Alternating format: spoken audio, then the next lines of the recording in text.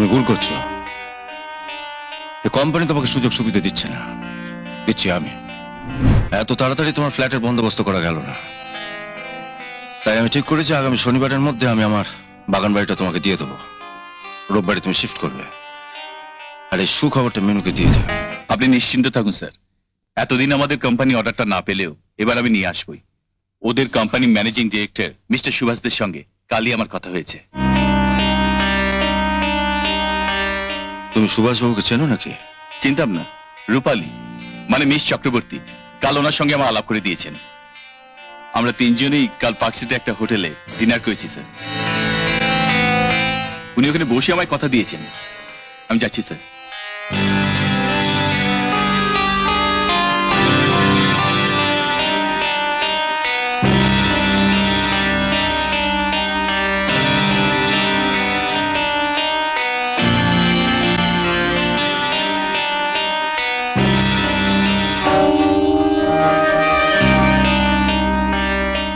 একটা রিকোয়েস্ট ছিল স্যার।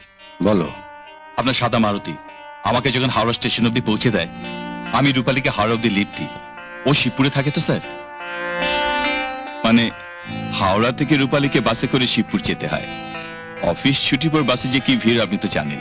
আপনি কাইন্ডলি যদি ড্রাইভারকে বলে দেন আমাকে স্টেশনে ছাড়ার পর রূপালীকে যদি বাড়ি অব্দি পৌঁছে দেয়।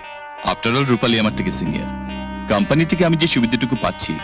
তুমি ভুল করছো। কোম্পানি তোমাকে সুযোগ সুবিধা দিচ্ছে না, দিচ্ছি আমি। এই কোম্পানিতে মিস চক্রবর্তীর থেকে অনেক সিনিয়র স্টাফ আছেন যারা রীতিমতো ট্রামে বাসে চলাফেরা করেন। এটা বোধহয় মিস চক্রবর্তী জানে না।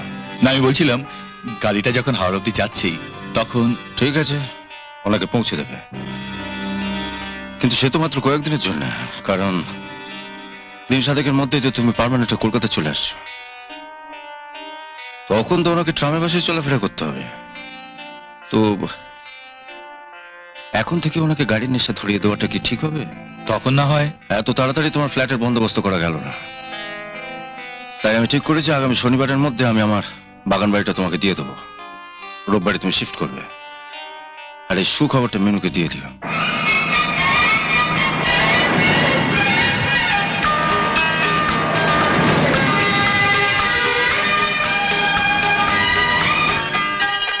এসো। হঠাৎ এখানে নামলে যে? রোজ তো শুধু বাড়ি আর অফিস, অফিস আর বাড়ি। চলো একটু নদীর পাড়ে যাই। চলো। ভালো লাগছে না বলো?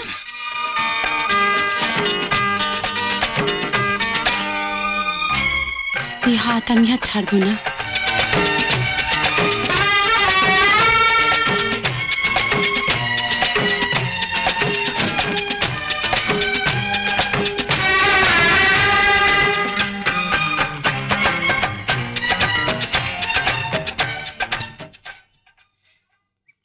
তুমি যে আমার সঙ্গে এভাবে মিশছো মিনিতে জানি।